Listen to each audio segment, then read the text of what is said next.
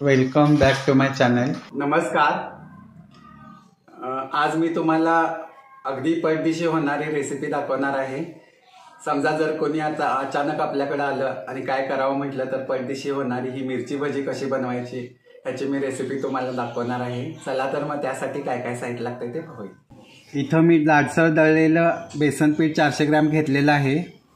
मीठ, ओवा, खायचा सोडा व इथं मोठ्या मिरच्या घेतलेल्या आहेत व तेल. रेसिपीला सुरू करूया. पहिल्यांदा गॅस ऑन करून घ्यायचा आहे. तेलाची कढई ठेवायची आहे. तेल गरम होईपर्यंत आपण पीठ मिक्स करून घेऊया. पिठामध्ये पहिल्यांदा 1 चमचा मीठ घालायचा आहे. 1-1.5 चमचा ओवा घालायचा आहे व अर्धा चमचा सोडा घालायचा आहे खायचा व हे सर्व मिश्रण छान असं मिक्स करून घ्यायचं आहे.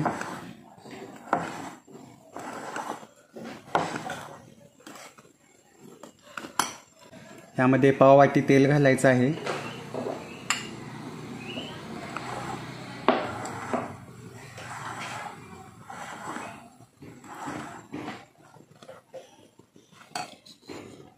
मग आता यामध्ये थोडं पाणी घालून परत हे मिक्स करून घ्यायचं आहे.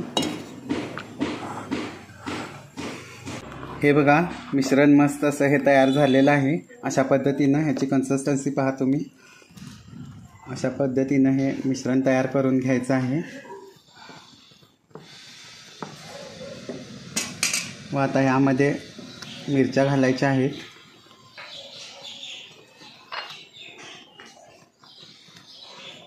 व आता ह्या मिरच्या पिठासह बुडवून ह्यामध्ये ह्याच्या भजी सोडायच्या आहेत अशा पद्धतीने.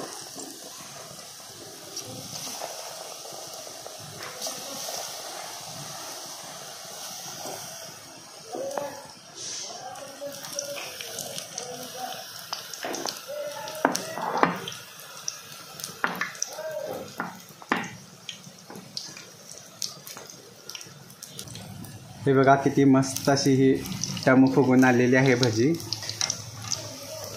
खूप चविष्ट व रुचकर लागतात. अशा पद्धतीच्या भजी तुम्ही करायच्या आहेत.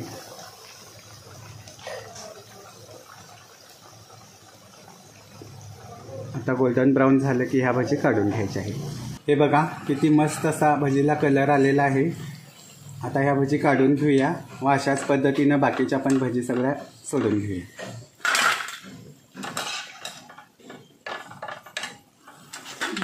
हे बघा, किती सुंदर असे हे मिरची भजी आता इथं खाण्यासाठी तयार झालेले आहेत.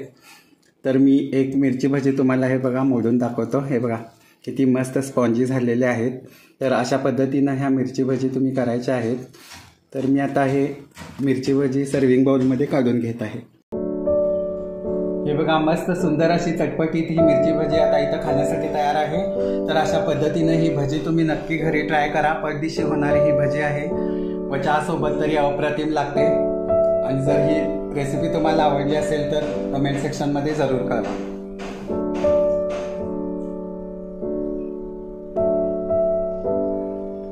आवडली असेल तर चॅनेलला लाईक, शेअर आणि सबस्क्राईब करा. Thanks for watching.